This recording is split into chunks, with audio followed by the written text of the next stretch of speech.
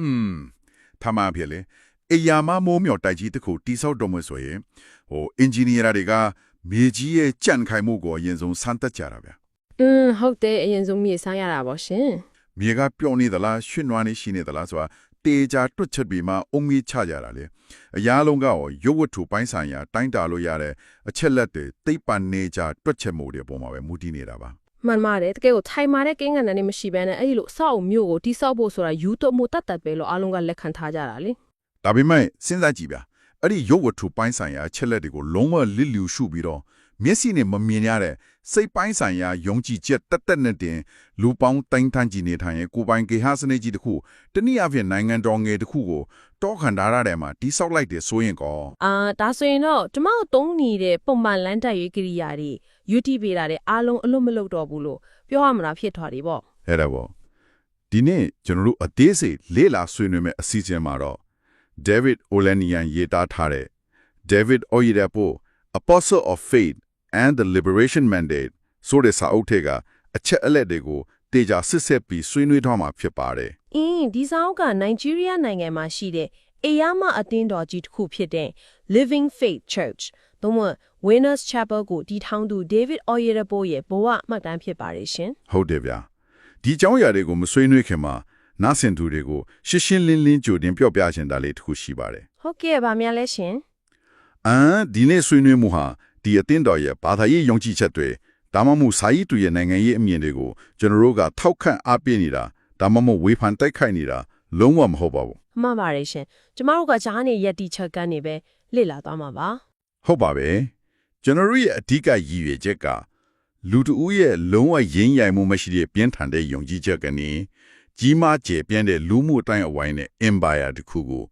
လက်တွေ့မှာဘယ်လိုမျိုးတည်ဆောက်နိုင်တယ်လဲဆိုတဲ့ခေါင်းဆောင်မှုဆိုင်ရာရန်တရားတွေစိတ်ပညာရှုထောင့်တွေကိုပဲတီးမှန်ခွဲထုတ်ပြီးလေ့လာသွားမှာပါဗျာဒီနေရာမှာဒီကလေးကိုစိတ်ဝင်စားစရာကောင်းတာက DPL ကိုလူမှုဘေးအားနဲ့စိတ်ပညာရှုထောင့်ကနေအနုကြီးမှန်ပြောင်းနဲ့ကြည့်မဲ့သဘောပါပဲဘာသာရေးဆိုတဲ့အပေါ်ယံအလွာကိုခဏဖယ်ထားလိုက်ရင်လူတယောက်ကတန်းနဲ့ချီတဲ့လူတွေကိုသူ့ရဲ့ယူပါယုံနောက်ကိုမေးခွန်းမထုတ်ပဲလိုက်ပါလောင်ဘလို့စီးယုံနိုင်ခဲ့တယ်လဲဆိုတာကတကယ့်ကိုလေးလာစရာကောင်းတဲ့ကိစ္စဖြစ်နေလို့ပါရှင်ကဲဒါဆိုရင်ဒါကိုတိကျလေးရှင်းကြည့်အောင်ဗျာ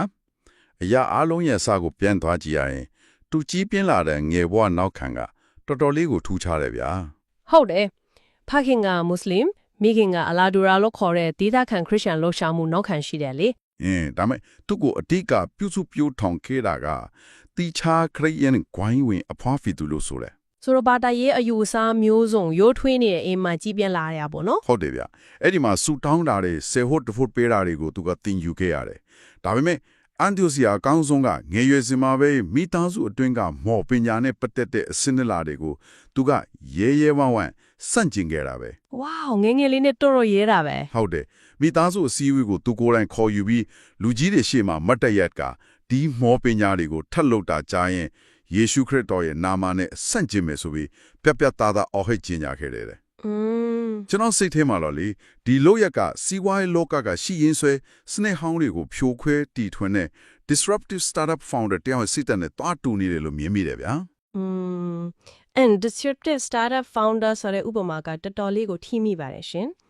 ဒါပေမဲ့အဲ့ဒီနိုင်ရှင်ချက်ကိုနည်းနည်းထပ်ချဲကြည့်ခြင်းတယ်ဒါမှ startup တွေကရှိပြီးသားစနစ်ကိုနည်းနည်းလေးပြင်ကြတာပါဒါပေမဲ့ Uber လို Airbnb လို company မျိုးတွေကတော့ရှိရင်းဆွဲဥပဒေတွေစနစ်ဟောင်းတွေကိုလုံးဝအတိမတ်မပြူပဲဖျက်ဆီးပစ်ကြတာလေဟုတ်တယ်လုံးဝကိုအတစ်ပြောင်းပစ်တာ Uber တို့လုပ်ခဲ့တာကလည်းအဲ့လိုမျိုးပါပဲသူကမိသားစုလူကြီးတွေစီကနေအပြောင်းလဲလုပ်ဖို့ခွင့်ပြုချက်တောင်းနေတာမဟုတ်ဘူးသူကိုယ်တိုင်ကအမှန်တရားအသက်တစ်ခုရဲ့ CEO အဖြစ်ခန့်အပ်လိုက်ပြီးလူကြီးတွေကိုသူ့ရဲ့စီးမြင့်တစ်အောင်မှာအတင်းအကျပ်လိုက်နာခိုင်းလိုက်တဲ့သဘောပါရှင်အဲ့ဒါတော့မှန်တယ်ဗျကလေးတယောက်နေတဲ့အထူးသဖြင့်အာဖရိကလိုလူကြီးသူမတွေကိုအရန်ရိုတရားတဲ့ယဉ်ကျေးမှုမျိုးမှာဒီလိုစန့်ကျင်ရတယ်ဆိုတာတာမန်တော့မဟုတ်ဘူးဒီလိုပြင်းထန်တဲ့စန့်ကျင်ပတ်ဝန်းကျင်ကသူ့ကိုဘလို့ပုံသွင်းပေးလိုက်တယ်လို့ထင်လဲဒီနေရာမှာတကယ်ကိုစိတ်ဝင်စားစရာကောင်းတာကတာမန်လူတယောက်ဆိုရင်ယူဝါဒတွေရောထွေးနေတဲ့အိမ်မှာကြီးပြင်းရရင်ရေဝေသွားတတ်တယ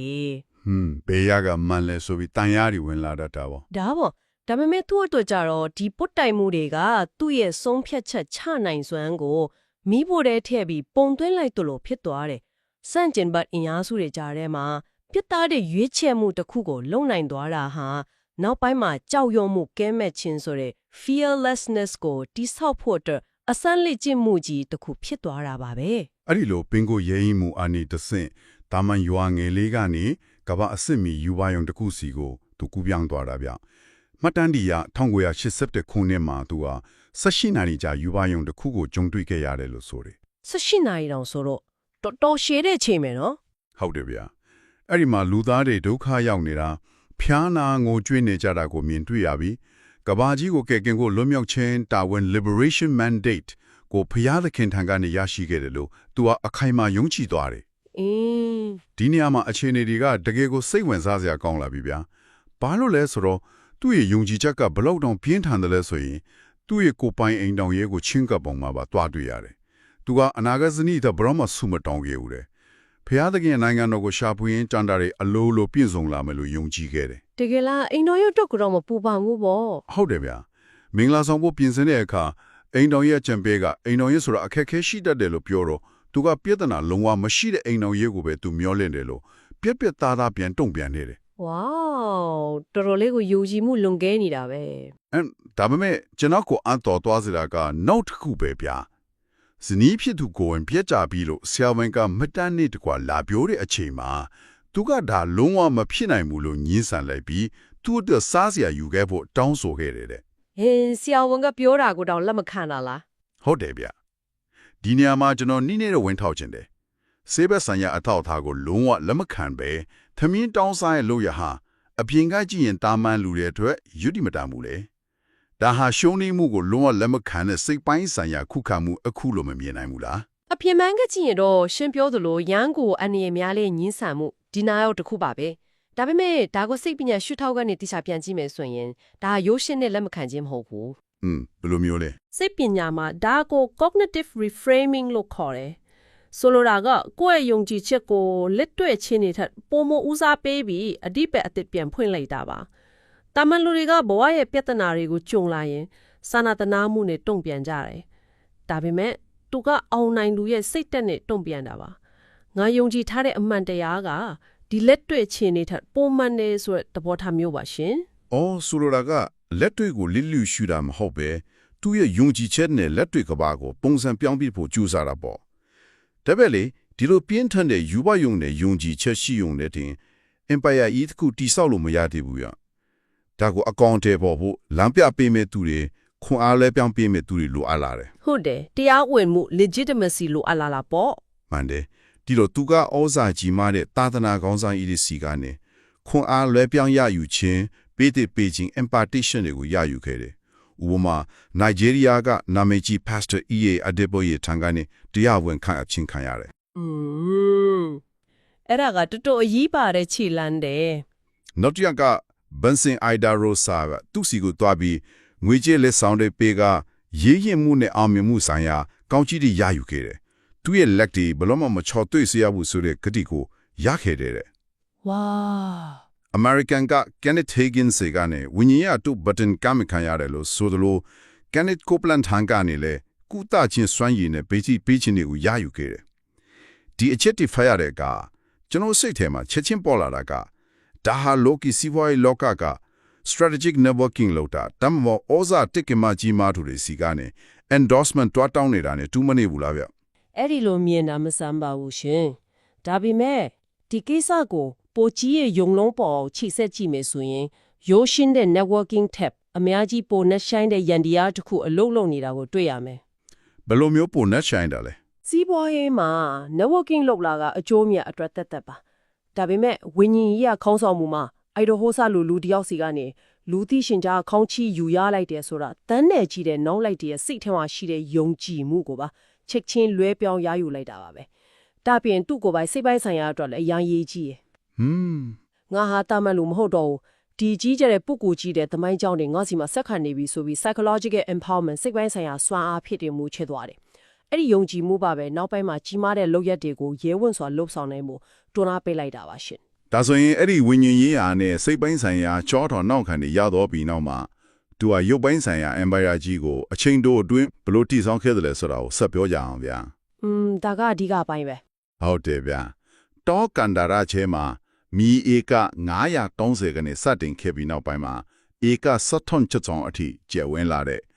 Kenelan ဆိုတဲ့မြို့ကြီးကိုတူတည်ဆောက်ခဲ့တယ်။ပိုအန်ထော်စီယာကောင်းတာကလူ90ထောင်ဆန့်တဲ့ Faith Tabernacle ခမ်းမကြီးကိုတစ်နှစ်တောင်မပြည့်တဲ့အချိန်အတွင်းမှာပြီးစီအောင်တည်ဆောက်ခဲ့တာပဲ တနစ်မပြည့်ဘူးဆိုတော့တကယ်ကိုမယုံနိုင်စရာပဲနော်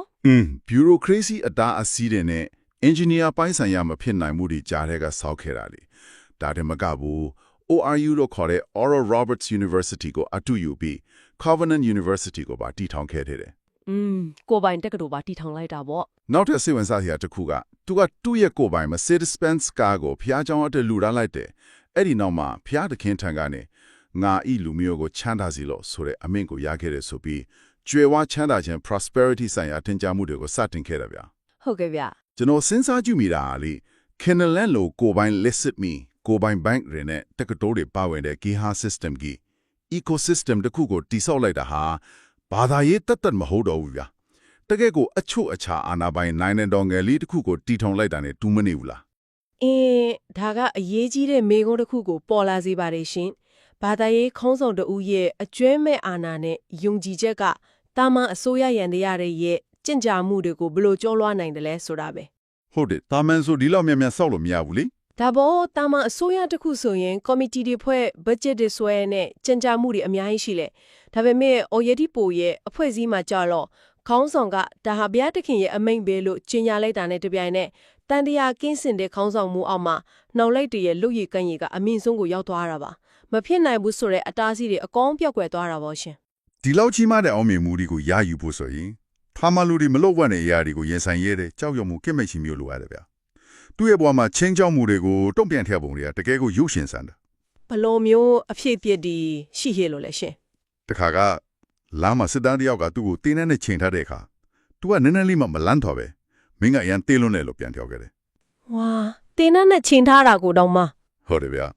နောက်ပြီးဖះเจ้าကိုနင်းတော့ဖို့လာရောက်တာအာနာပိုင်တွေကိုလည်းတေးစင်းမဲ့လို့ပြန်လဲချင်းထောက်ခဲ့တယ်ဒါတည်းမကဘူးနိုင်ဂျီးလီးယားကအာနာရှင်ခေါင်းဆောင်တဲ့လီဘီယာခေါင်းဆောင်ကရာဘီတို့ကိုတော့သူ့ရဲ့ဝတ်ပြုဆူတောင်းပွဲကနေကစင်တရားစီချင်းချက်ကြီးကျင့်ကြခဲ့တယ် တကယ်ကိုနိုင်ငံရေးခေါင်းဆောင်တွေကိုပါထိတ်တိုက်ရင်ဆိုင်တာပဲနော်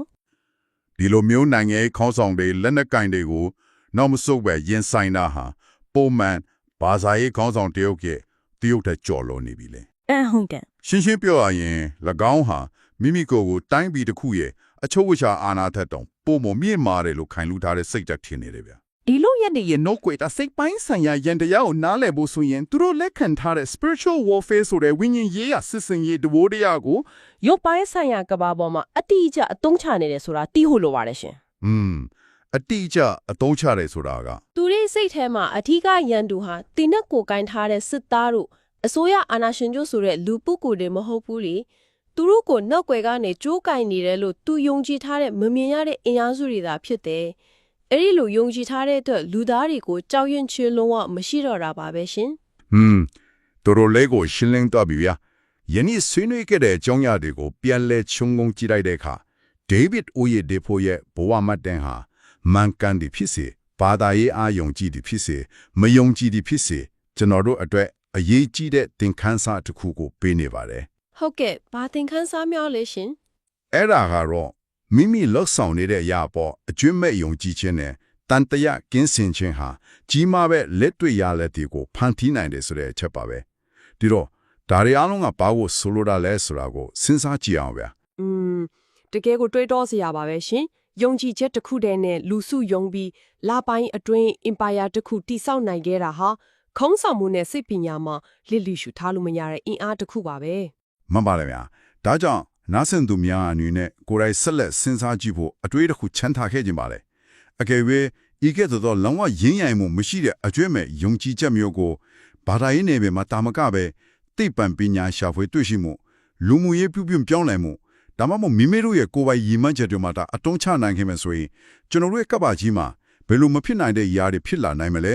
တကယ်ကိုစိတ်ဝင်စားစရာပါပဲဗျာဒီနေ့တော့ကျွန်တော်တို့ရဲ့ဆွေးနွေးမှုကိုဒီလောက်နဲ့ပဲရန်နာခွင့်ပြုပါ